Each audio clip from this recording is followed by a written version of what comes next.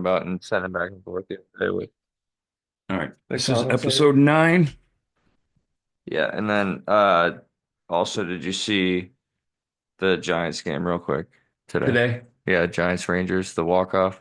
Because Somebody said there was a 40-foot ground ball that no, no, no.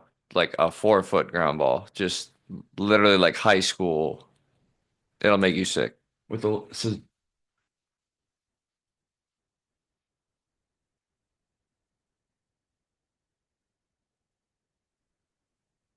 goes it into right field. Right fielder wasn't backing up. He goes to third. Oh my God. Like it's like in a Disney movie, Yeah. Like you need every Angels in guy the to, outfield. yeah, you need every guy to like trip Yeah. over his own shoelace.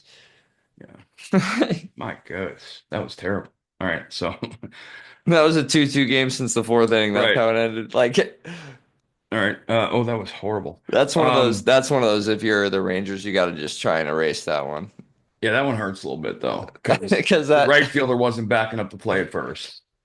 But the pitcher, well, I don't know. I don't know if he would have had him. Anyway, all right. In three, two, one. Hey, everybody. Blah. Hey, everybody. Welcome to episode 9 of The Complete Game. I'm your host, Kurt Schilling. He is your co-host, Garrick Schilling. Let me do the double camera. What's What's going up, on, G? everybody? How we Hi. doing? Good. How are you? Good, Can you good. fill the hockey playoffs? Yeah, yeah. Early prediction, who's going to win the cup? I had Toronto and the Kings, I think. Okay. So looking good so far. All right. Uh, it's Sunday, so we're going to do our little recap, and then we're going to actually get into some minutia. I'm going to talk about pitching. So when I do talk about pitching in the future, there'll be more of a, I think, be on the same wavelength. You understand what I'm getting after. We're going to go high tech and bring in the whiteboard for this episode. Um, but we're going to kick it off by we're about 1/6 of the way through the season, end of the month. Best record in baseball belongs to the Mets at 19-9. Second best record belongs to, surprisingly, the San Francisco Giants at 19-10. Couple teams of note. Tied for the best run differential in baseball is the Yankees and the Detroit Tigers at plus 42. Cubs and the Reds at plus 41. Mets at plus 36. But the NL Central, you've got the Cubs at 17-11 plus 41. You've got the Reds 15-13 at plus 41. Milwaukee at 14-15 with a plus 17. So they've had a little bit of bad luck. But if you're a bettor and you wanted to make a prop bet now for a winner, I would be very comfortable putting money on the Reds in that division. I think Terry is going to make them a consistent club. The Cubs, I think, might be a little bit more talented, but Hunter Green's throwing well. Ellie De La Cruz is something special, and I think it's just going to continue to get to more and more. He's going to be a highlight every night. Matt McClain, who I love, not just because he's on my fantasy team, but because I think he's a very good player. Um, the NL West, the most surprising thing, other than the Rockies at 4-23 and having a miserable year, is the Dodgers not at 18-10, but their run differential's only plus 16. Their game up on San Diego is 17-11. San Diego, that's going to be a good division. I don't know how real the Giants are, but a month usually you don't fake it for a month. It doesn't really happen like that. So I think they're legit.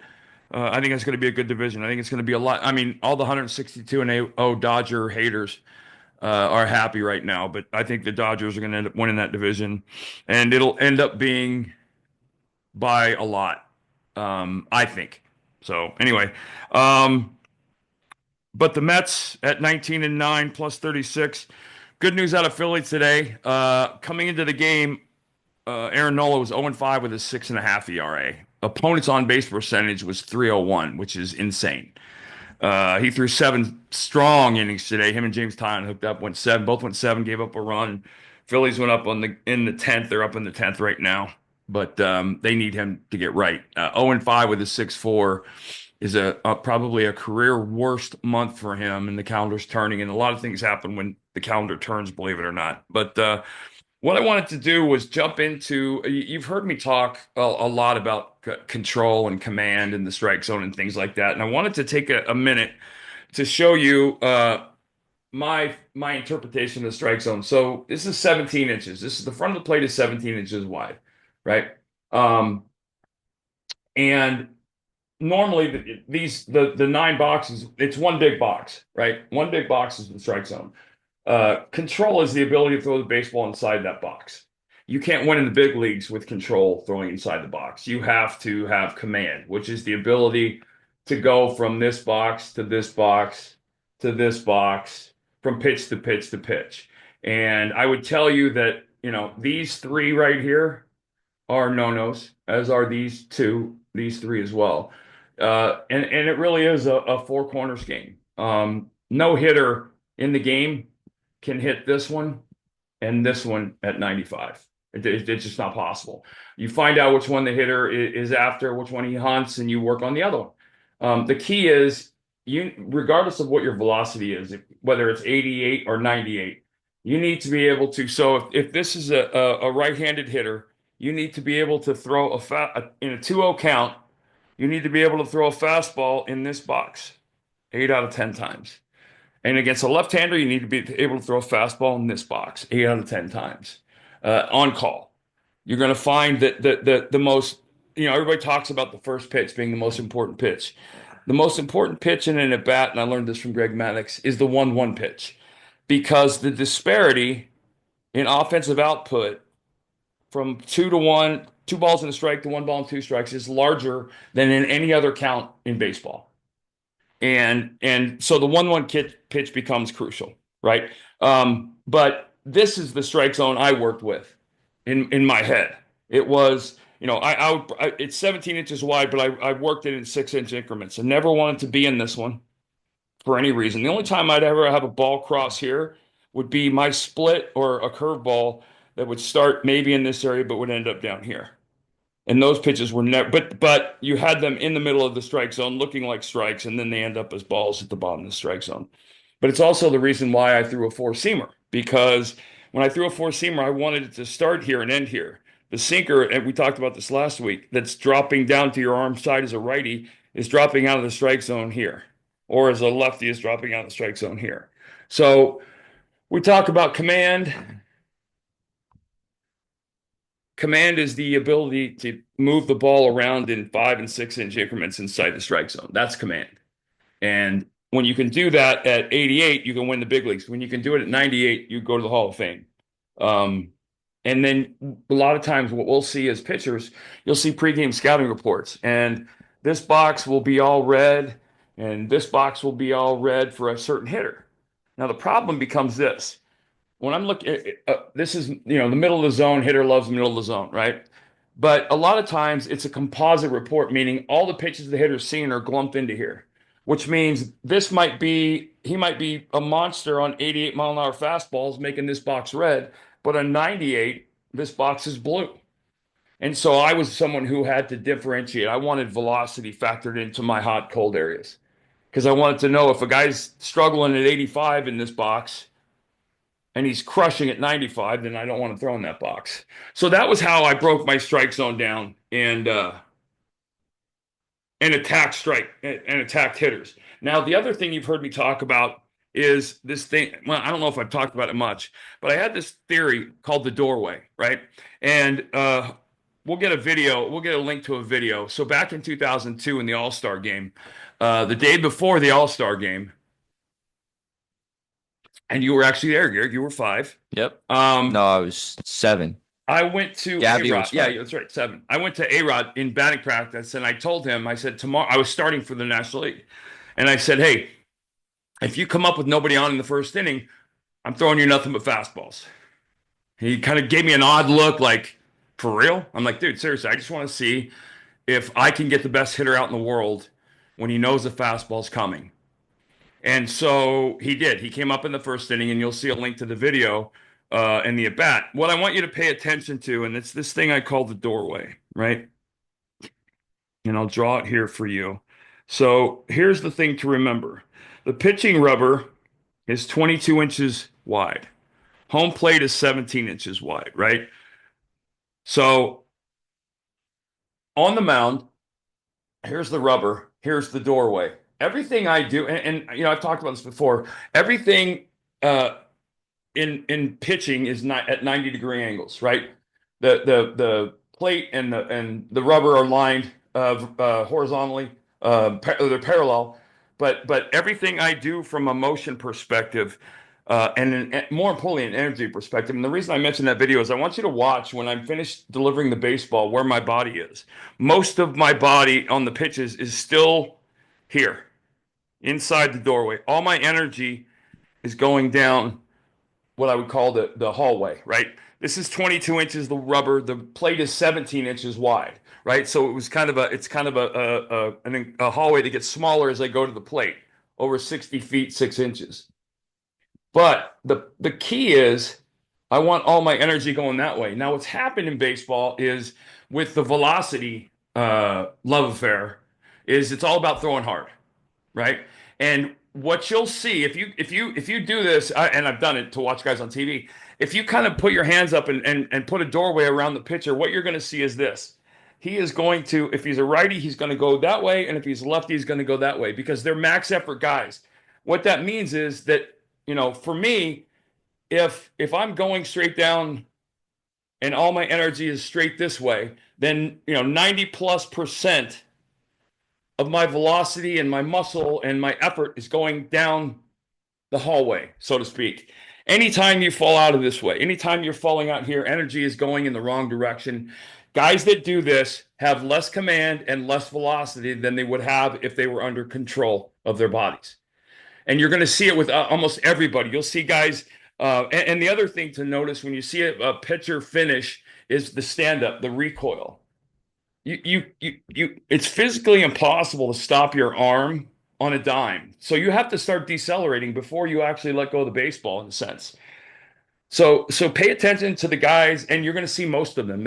Not to mention when you fall off this way or this way, you're not in position to defend yourself. Watch video of Greg Maddux. Greg Maddux finished in the doorway 99.9% of the pitches in his career, and in a perfect position to defend and become a ninth defender, which is why he always won his gold gloves.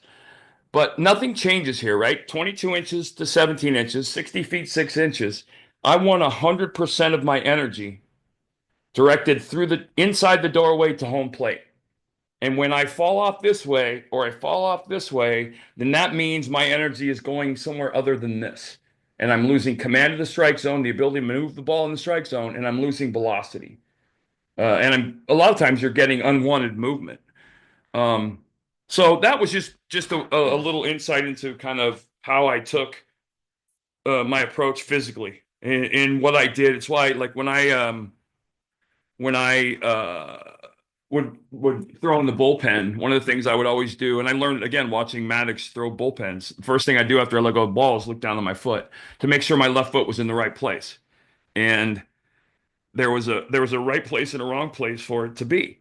So, and then if you remember in Arizona, they had a dirt path between the mound and home plate.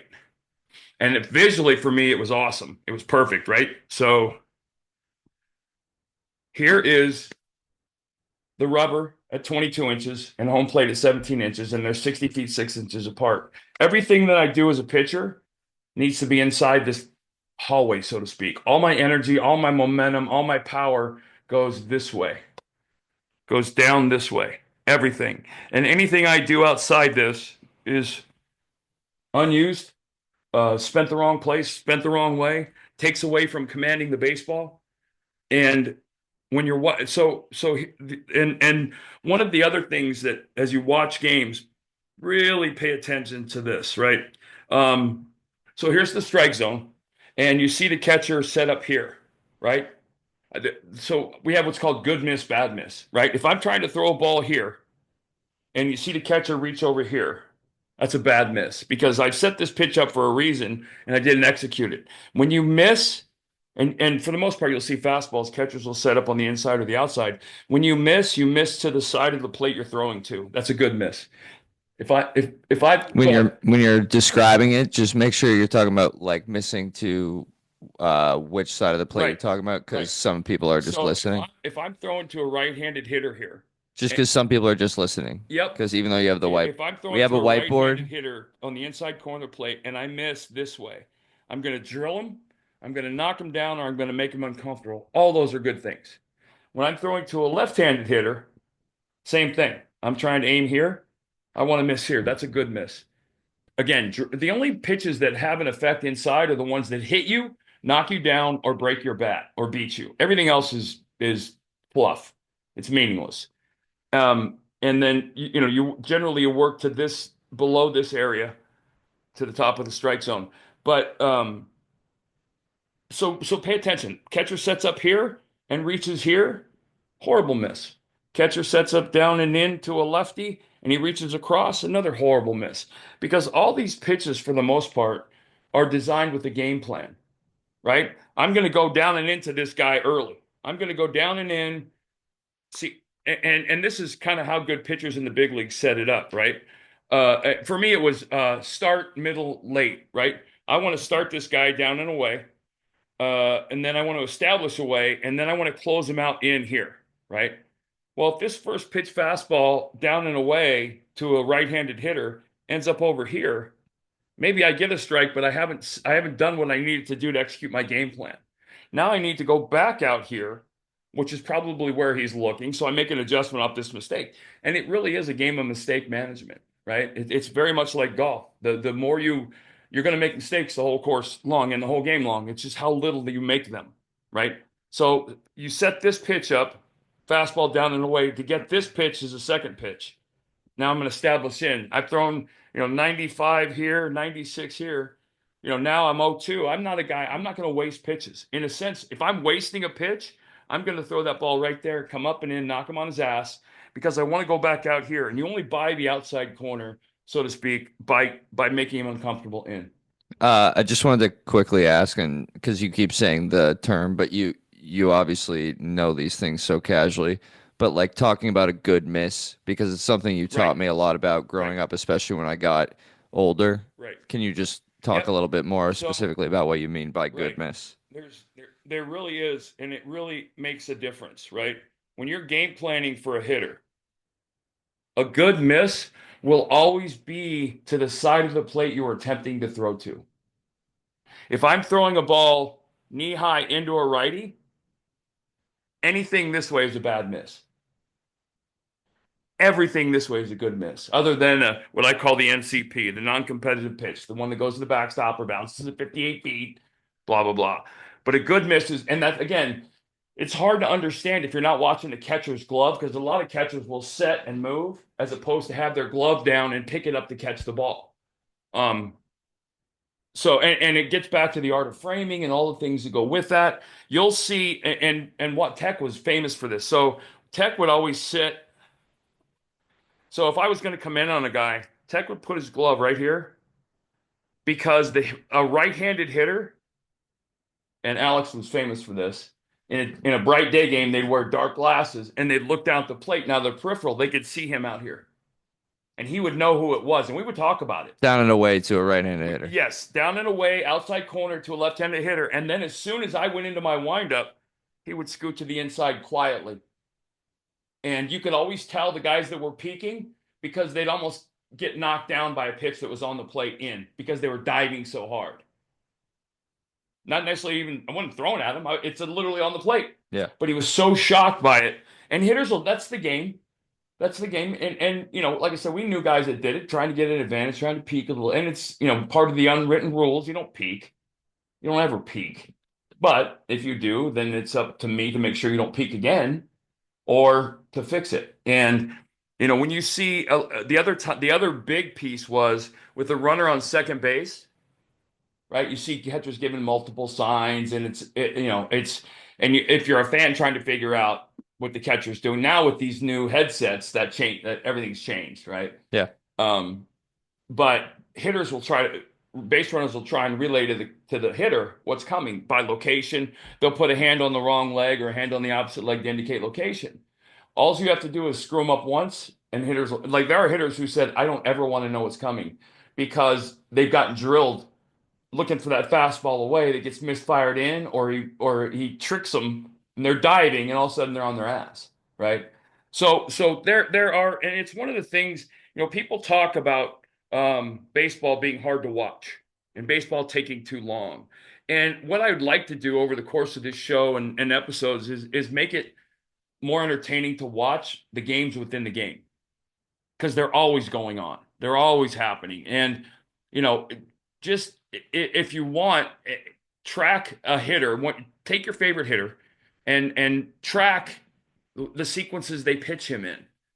You know, I didn't change up in the sense that 95% of players in the big leagues, you could start with a fastball down and away because they're looking to be highlight reel guys. They're not looking to hit a single to right on the first pitch. They're looking to hit a ball out. And I knew the guys in the game that could hit a fastball down and away for Vladimir Guerrero, A-Rod. I knew those guys. So, that was a different approach. Some guys became so good that they were easy to pitch to. And I say that in this sense. Like when Alex was going right, it was never the same pitch twice, never the same location back to back pitches. Now, that might sound easy, but what that means is I had to have multiple pitches available to different spots. Fastball down and away, split. Curveball for a strike. Fastball up and in. Fastball, up and away. To slider down and away. You had to have all those pitches. Bonds was so good, it was just throw the ball as hard as I can and keep it on the inside part of the plate. And if he walks, he walks. But there are guys in the game who are that good. Who Aaron Judge, I haven't obviously pitched to him, but looking at the numbers, I would imagine he's that guy. He's so good that he doesn't have a hole, so to speak. If he had it, they'd be using it. He wouldn't be hitting 400. Um, and I guarantee you, there's an enormous amount of prep in Aaron Judge's game. He goes out there knowing what he's going to face, knowing what he's going to see, having an idea of the sequence, and approaching pitchers with a very specific set of guidelines each guy.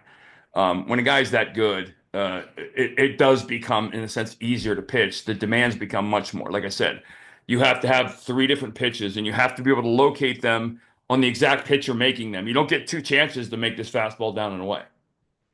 You miss it out here, okay, good miss.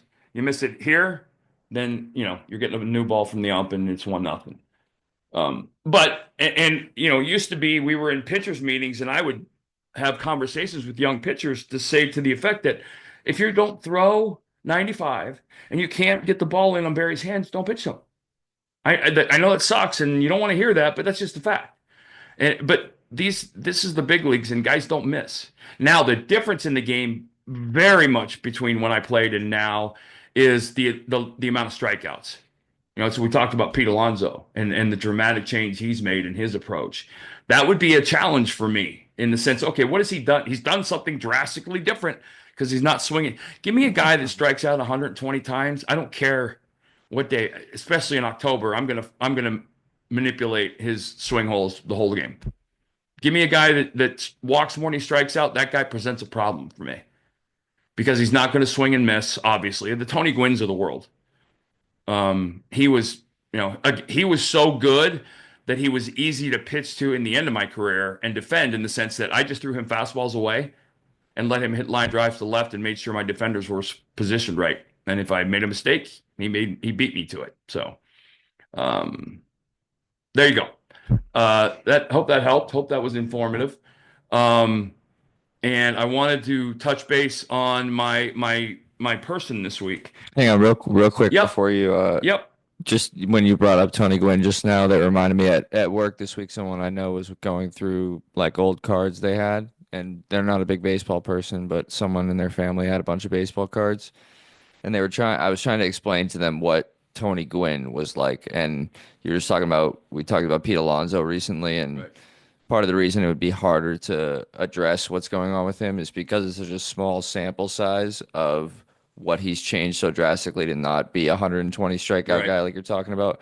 What was it about Tony Gwynn? Because before you get to your person, obviously, talk about Tony Gwynn just as like to someone who wouldn't know, like picked up an old baseball card and uh didn't know anything about him. Like, Well, the first thing to note is the work effort. Tony Gwynn was watching video 25 hours a day.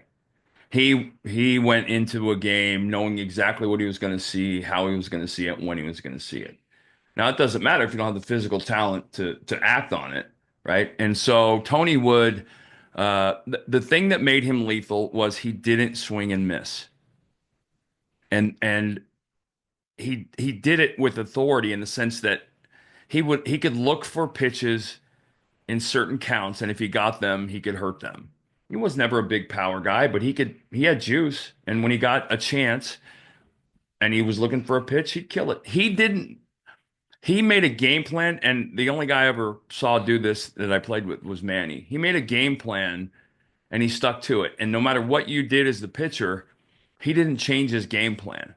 If he was looking for a pitch from me, and he would look for fastballs away from me, when he got it, he put the barrel on it and hit it hard. And it became, it wasn't a game of cat and mouse with him because you weren't going to trick him.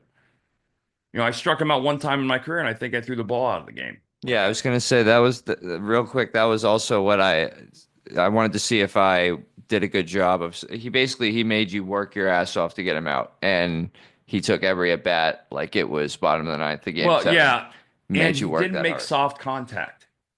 Okay. Right? He Yeah. even his outs were loud, and every now and then, against different pitchers, you might get him. But as a right-hander, I didn't have anything in my repertoire that he was going to be afraid of. So I had to utilize my strength, which was command and force him in and out, in and out. But he would go up knowing, I mean, Tony was smart. He would come up against me. He would look for a fastball, and he generally would look for a fastball away. I wasn't going to give him anything to pull because he could homer on that pitch. But as he got bigger later in his career, I was okay with him being on first because he wasn't the base stealer he was early in his career. And I really think that kind of hurt him a little bit later in his career. He's still one of the greatest hitters ever lived, but speed was a big part of his game. And when he got heavy, that speed made it so okay. I'm okay if he's on first. He's not going to score on a ball in the gap. And but he was a special hitter. And I don't know. Luis Arias is kind of who I would compare to him, and without Luis Arias is Tony Gwynn without any pop.